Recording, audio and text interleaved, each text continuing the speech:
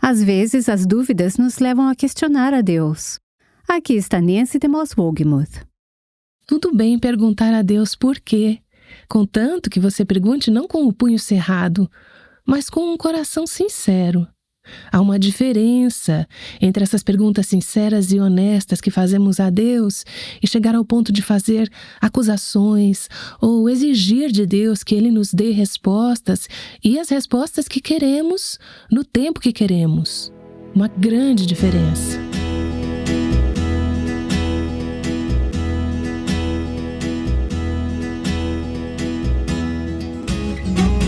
Este é o Aviva Nossos Corações, com Nancy DeMoss Wolgemuth, autora de Enfrentando Nossos Medos, na voz de Renata Santos.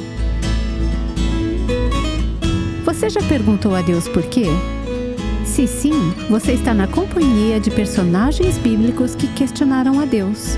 Moisés, Davi e o profeta sobre o qual vamos ouvir hoje. Aqui está Nancy para explicar. Algumas de vocês já me ouviram compartilhar isso antes, mas jamais vou esquecer. Muitos anos atrás, fiquei tremendamente impactada quando estava no culto memorial do meu irmão, que na época tinha apenas 22 anos, quando sofreu um acidente de carro. Meu irmão, que estava se preparando para entrar no ministério, ele havia aprendido a amar o Senhor e tinha um coração apaixonado por Cristo e pelas pessoas. Sua vida foi interrompida repentinamente. Na escolha, na vontade e na providência insondáveis de Deus, David se foi. Lembro-me de estar sentada naquele culto memorial e ouvir um dos pregadores dizer: não é errado perguntar por quê, contanto que você pergunte não com o punho cerrado, mas com um coração sincero. Não com um punho cerrado, mas com um coração sincero. Você pode dizer as mesmas palavras, mas somente Deus sabe se o seu coração está buscando ou está cerrado. Ontem falamos sobre a história de Joni Eareckson Tada e como ela enfrentou um acidente de mergulho que a deixou paralisada do pescoço para baixo. Nos primeiros dias após o acidente, ela enfrentou uma enxurrada de perguntas. Por que isso aconteceu? Por que comigo? Ela também experimentou uma intensa raiva em relação a Deus. Joni depois escreveu: a maioria das perguntas que fiz nos primeiros dias da minha paralisia foram perguntas feitas com um punho cerrado, um desabafo emocional, um acesso de raiva. Eu não sei o quão sinceras as minhas perguntas eram, para dizer a verdade. Eu simplesmente estava com raiva. Mas depois de muitos meses, essas perguntas de punho cerrado se tornaram em perguntas de um coração sincero, que buscava respostas. Eu honestamente queria encontrar respostas. Tudo bem perguntar a Deus por quê, contanto que você não pergunte com um punho cerrado, mas com um coração sincero. Há uma diferença entre essas perguntas sinceras e honestas que fazemos a Deus e chegar ao ponto de fazer acusações ou exigir de Deus que Ele nos dê respostas e as respostas que queremos no tempo que queremos. Uma grande diferença. Enquanto eu estudava o livro de Abacuque, me perguntei muitas vezes se Abacuque estava fazendo essas perguntas com um punho cerrado ou se ele as estava fazendo com um coração sincero. No primeiro parágrafo do capítulo 1, ele faz duas perguntas que todas nós frequentemente fazemos. Ó Deus, até quando isso vai durar? Até quando? E não farás nada em relação às minhas orações? E Deus, por quê? Até quando e por quê? As duas perguntas que todas nós fazemos, as duas coisas que queremos saber de Deus. Ele faz essas perguntas e continua fazendo perguntas difíceis ao longo do primeiro capítulo. Eu tentei entrar no coração de Abacuque e discernir se ele estava apenas fazendo perguntas sinceras e honestas ou se estava acusando a Deus. Tu não ouvirás, tu não salvarás, não estás fazendo nada. Ao ler alguns comentaristas, alguns têm certeza de que ele estava perguntando com raiva. E outros comentaristas têm igual certeza de que ele estava perguntando com um coração sincero. Decidi que sei a resposta. A resposta é: não sabemos. Não sabemos o que estava no coração de Abacuque. Eu não tenho como saber o que está no seu coração e você não tem como saber o que está no meu coração quando fazemos essas perguntas. Deus é aquele que examina nossos corações e Deus é aquele que sabe se estamos perguntando com um punho cerrado, se estamos bravas com Deus, estamos acusando, estamos exigindo que Ele faça as coisas do nosso jeito ou estamos perguntando de um modo humilde, sincero e honesto, buscando a Deus. Sabemos que Abacuque, independentemente do que estava em seu coração nas primeiras perguntas, ao longo do livro, ele chega a um ponto de fé. Você vai ouvir essas palavras várias vezes nesta série, fé. Há um ponto de virada neste livro, onde a dúvida dele se transforma em fé. Seu medo se transforma em fé. Seus resmungos e suas preocupações se transformam em adoração, adoração baseada na fé. Não porque todas as suas perguntas foram respondidas, mas porque ele chegou ao ponto de confiar suas perguntas a Deus e dizer: eu não preciso saber as respostas, mas eu preciso conhecer a Deus. Eu quero conhecer a Deus. O lutador, Abacuque significa aquele que luta, o lutador se torna o que abraça, aquele que se abraça firmemente a Deus, dizendo: eu confiarei em ti, mesmo que não me dês as respostas.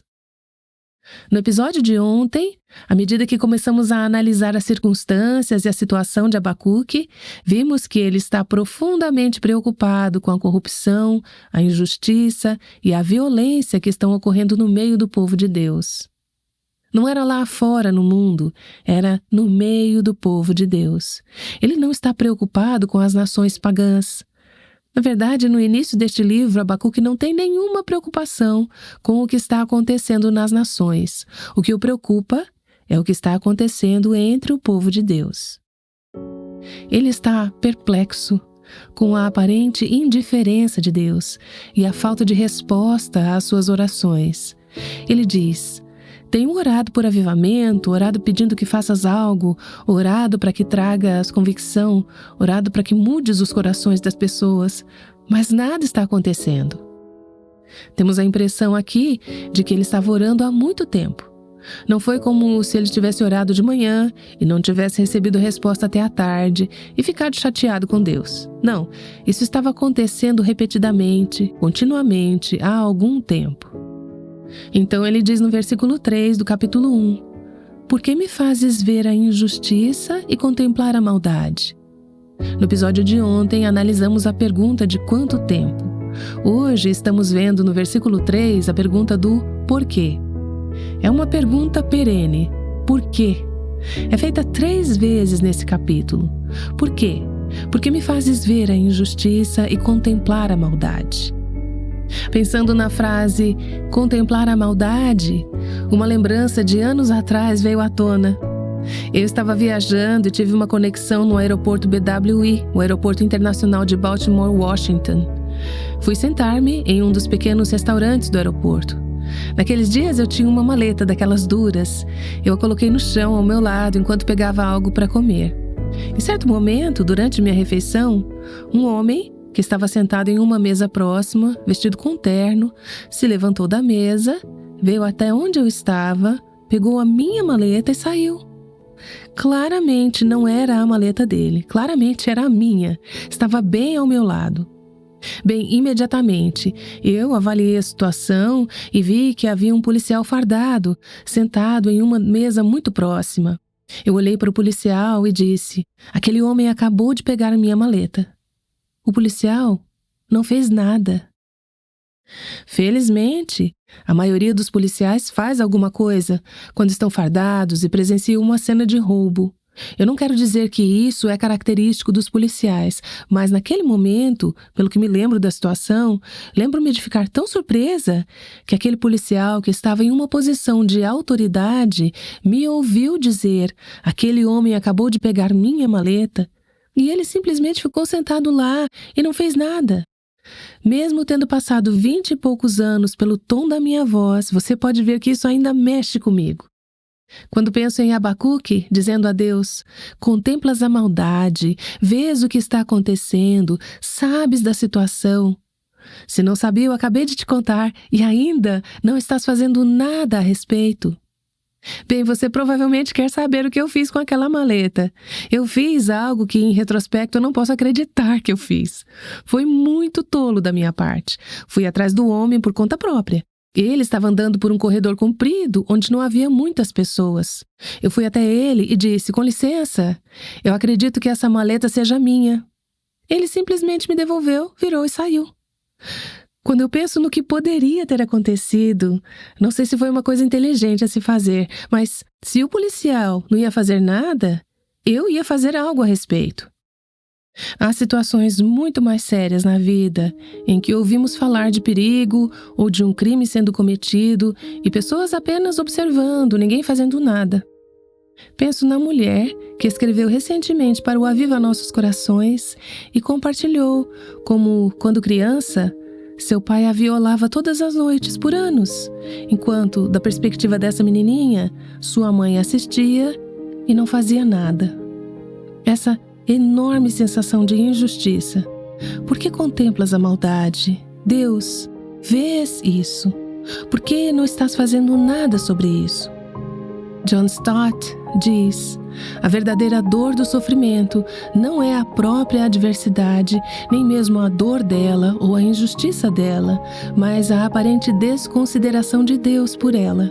A dor é suportável, mas a aparente indiferença de Deus não é. Aliás, não é essa uma imagem do que talvez Jesus tenha experimentado na cruz, quando ele disse: meu Deus, por que me abandonaste? O sentido é: eu poderia suportar isso se ao menos soubesse que tu estavas aqui, fazendo algo a respeito. Abacuque diz a Deus: me fazes ver o mal, tu vês o mal, mas não fazes nada. Ele está preocupado com a aparente passividade de Deus, sua indiferença, sua inatividade. Não fique aí parado, faça algo, por favor. Por que observas passivamente o mal? E ele diz: destruição e violência estão diante de mim. Você verá a palavra violência 6 vezes no livro de Abacuque. É um tema, é algo que o preocupa. Isso está acontecendo entre o povo de Deus. Destruição e violência, contenda e discórdia surgem. No versículo 4, por isso a lei se enfraquece e a justiça nunca prevalece. Os ímpios prejudicam os justos e assim a justiça é pervertida.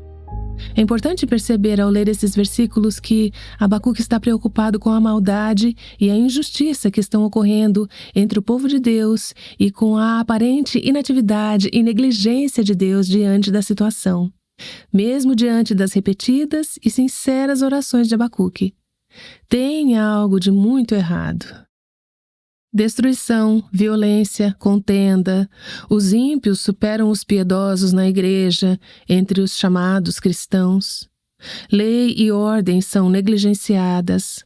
As pessoas que deveriam ter autoridade espiritual fecham os olhos para isso. Elas estão jogando a sujeira para debaixo do tapete, não estão fazendo nada a respeito. Não se engane pensando que as coisas que preocupavam Abacuque em seu tempo não estão acontecendo dentro das 4 paredes de nossos lares e igrejas cristãs hoje. Violência e injustiça prevalecendo. Você pergunta como? Divórcio. Se isso não é violento, se isso não é contenda e discórdia, então não sei o que é. Divórcio. Não me surpreende nem me choca que os não cristãos se divorciem. Como eles conseguem manter um casamento? Você tem 2 pessoas egoístas que não conhecem a Deus, mas o povo de Deus, assim chamados, que tem um amor de Cristo e são perdoados e perdoam, mas não conseguem manter seus casamentos? Discórdia e contenda, rixas familiares, rupturas na igreja, disputas, conflitos não resolvidos, relacionamentos não resolvidos dentro do corpo de Cristo. Nas últimas semanas ouvi tantas histórias. Basicamente, eu fico sentada no meu escritório a maior parte do tempo, não saio muito, mas em meus breves encontros e conversas com as pessoas, estou ouvindo histórias sobre os chamados cristãos, fazendo coisas muito anticristãs. Algumas dessas pessoas estão ativamente envolvidas no ministério. Amargura, conflitos de longa data entre os cristãos. Na semana passada, ouvi sobre 2 professores universitários cristãos envolvidos em um relacionamento amoroso. A faculdade não sabia o que estava acontecendo e eu me pergunto por que eles não sabiam. Ficamos sabendo de situações desse tipo. Você pensa que esses caras estão ensinando nossos filhos em uma faculdade cristã e, neste momento, estão mantendo um relacionamento adúltero? Pornografia, adultério, conversas tolas, profanidade, danças lascivas, linguagem sugestiva. Só nas últimas semanas ouvi de coisas que estão acontecendo entre o povo de Deus e as pessoas justificando isso, defendendo isso, rindo disso e às vezes sendo entretidas por isso. Pessoas em posições de liderança. E você clama com Abacuque: ó Deus, até quando? Por que permites que isso continue? Por que ficas aí sentado vendo isso e não fazes nada? Recentemente, um amigo meu me contou sobre um chefe que ele tem, que é um cristão professo. Ele é um membro ativo de sua igreja, proprietário de um negócio e, admitidamente, está fazendo uso de práticas ilegais em sua contratação e sua ética de trabalho. Ele vai para a igreja, ele está envolvido em pequenos grupos e liderança, mas no trabalho é uma pessoa totalmente diferente, driblando a lei, fazendo coisas que não são apenas marginais, mas totalmente ilegais. Esse jovem que trabalha para ele está vendo tudo isso e confronta esse homem. O homem reconhece que isso não está certo, mas continua fazendo. Por que Deus não faz algo? Você vê as pessoas no comando que não estão fazendo nada sobre isso e às vezes até participando disso. E você diz: Deus, como podes observar isso calmamente? Você acha que eu estou preocupada e intensa agora? Essa é a atitude que você recebe de Abacuque ao refletir sobre essas coisas, ao ver essas coisas acontecendo. Você sente essa intensa preocupação com a condição espiritual e moral de seu povo. Isso incomoda Abacuque. Ao pensarmos sobre este texto, eu quero te perguntar isso. Isso incomoda você? Te entristece ver o pecado não arrependido, o pecado persistente, o pecado habitual, padrões de comportamento pecaminosos entre o povo de Deus? Isso te entristece? Isso parte o seu coração? Isso te choca? Você fica agitada com isso? Entristecida pelo pecado e pela violência entre o povo de Deus? Acho que, infelizmente, a maioria de nós se acomodou em uma atitude complacente. É assim que as coisas são. Meninos são assim mesmo. Foi a resposta que uma autoridade deu a uma amiga minha quando ela expressou preocupação com o que os meninos de uma escola cristã estavam fazendo. Meninos são assim mesmo. É assim que as coisas são. Somos apenas humanos. Você é uma perfeccionista. Você é legalista. Ou seja, se você expressar preocupação sobre algumas dessas coisas hoje, essa é a resposta que você vai receber. Uma amiga minha disse: quando eu levanto essas questões, as pessoas me olham como se eu estivesse louca. Ela me disse: eu estou louca por ficar perturbada com essas coisas? Bem, essa é uma pergunta realmente triste para se fazer, não é? Você fica entristecida? Você fica agitada com as coisas que entristecem o coração de Deus? Centenas de anos atrás, João Calvino escreveu um comentário sobre o livro de Abacuque e ele disse: este texto nos ensina que todos que realmente servem e amam a Deus devem arder com indignação santa, sempre que vem a maldade reinando sem restrições entre os homens e especialmente na Igreja de Deus. Não há nada que deva nos causar mais tristeza do que ver homens agindo com desdém profano por Deus e sem respeito pela sua lei e pela verdade divina. Abacuque tornou isso uma questão de intercessão, uma questão de oração. Ele levou sua preocupação a Deus, porque percebeu que não há outro lugar para levá-la. Não há mais ninguém que possa fazer algo sobre essa preocupação. Mulheres, uma coisa é ficar chateada, conversar umas com as outras sobre como as coisas estão terríveis, lamentar juntas, escrever cartas, reclamar, gritar para a TV quando vocês veem coisas que a incomodam. A questão é, vocês oraram sobre isso? O que vocês veem acontecendo em suas famílias, em sua igreja, em nossa cultura, vocês oraram sobre isso? Isso é o que Abacuque faz. Uma vez que o mal continua, apesar de suas orações, Abacuque conclui erroneamente que Deus não está fazendo nada, que Deus está ocioso. Lembre-se, Deus só está ocioso aparentemente, apenas do ponto de vista de Abacuque. Deus nunca está ocioso, Deus nunca está sem fazer nada. Deus está sempre fazendo algo, e vamos ver isso à medida que progredimos nesse texto. Enquanto pensamos sobre esse problema do mal que continua, deixe-me ler para você algumas passagens de escritores mais antigos que têm me ajudado a refletir sobre este texto. Primeiro, tenho lido recentemente de um dos meus escritores antigos favoritos. A única coisa que me deixa confuso é entender como permites que tanto mal esteja misturado ao bem. E ele está falando com Deus. Ele diz: Tu não podes criar o mal, tudo o que fazes é bom. Como então a face da terra está coberta de crimes e miséria? Parece que o mal prevalece em todos os lugares sobre o bem. Criaste o mundo apenas para a tua glória e somos tentados a acreditar que está se tornando para a tua desonra. O número dos ímpios supera infinitamente o número dos bons, mesmo dentro da igreja.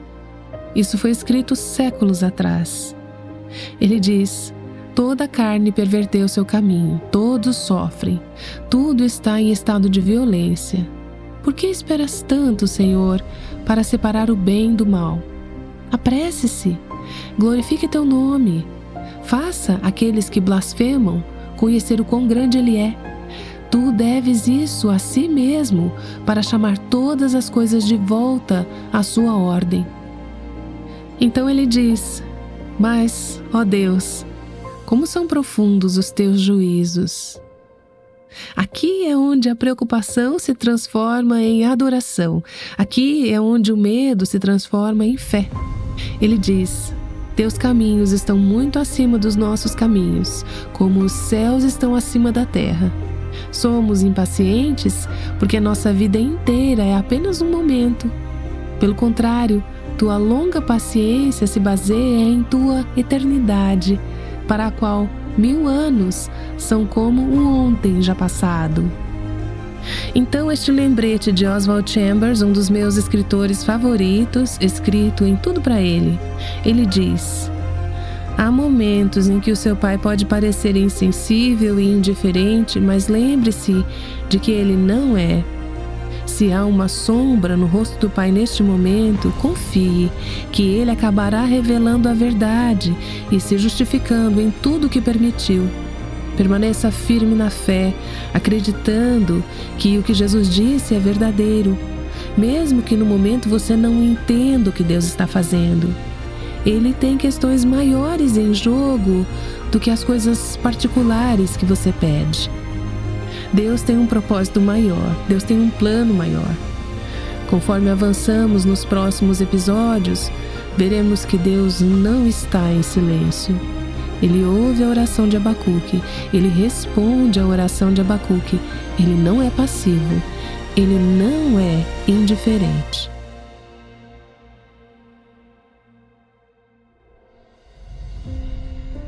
Nancy DeMoss Wogemuth estará de volta para orar conosco. Ela acabou de dar uma prévia do que ouviremos amanhã, durante nossa série atual chamada Abacuque, passando do medo para a fé. Estamos analisando as sérias questões que Abacuque levantou, e à medida que a série avança, descobriremos por que Abacuque foi capaz de mudar seu foco e voltar a adorar a Deus. Se você tem sentido medo, ansiedade ou dúvida, espero que esta série, baseada no livro de Abacuque, seja de grande valor para você.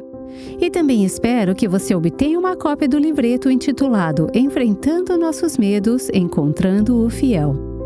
Este é um livreto escrito pela Nancy, para ajudá-la a superar qualquer medo que você tenha ao entregar tudo a Cristo. Enfrentando Nossos Medos é o nosso tema agora no Aviva Nossos Corações. Você pode obter uma cópia deste livreto fazendo uma doação de qualquer valor para o Aviva Nossos Corações. Esta é a nossa maneira de agradecer pelo seu apoio, que significa muito para este ministério.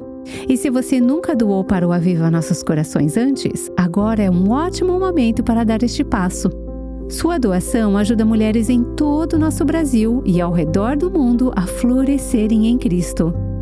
Visite www.avivanossoscaracóis.com para fazer sua doação e solicite seu livreto pelo e-mail contato@avivanossoscaracóis.com. Quando Deus responde à oração, os resultados podem ser muito diferentes do que você esperava. Foi isso que Abacuque descobriu, e é isso que discutiremos amanhã. Agora vamos orar com Nancy. Pai, eu te agradeço porque Tu és digno de confiança. A certeza que tenho como resultado de anos caminhando contigo é que Tu és um Deus fiel, sábio, amoroso e bom, independentemente de quão nubladas as Tuas providências possam parecer às vezes, ou quão inescrutáveis sejam os Teus caminhos. Todas as coisas são conhecidas por Ti, todas as coisas são claras para Ti. É apenas nossa finitude, nossa carne, nossa fraqueza que as torna misteriosas para nós. Mas obrigada, Senhor, porque um dia a fé se tornará visão, tudo ficará claro e todo mundo adorará os Teus caminhos e afirmará que Tu fizeste todas as coisas bem. Então, até esse dia, Senhor, que não vacilemos na fé e que nos apeguemos a Ti, ainda que velado estejas. Nós adoramos, esperamos e nos entregamos completamente a Ti. Eu oro em nome de Jesus. Amém.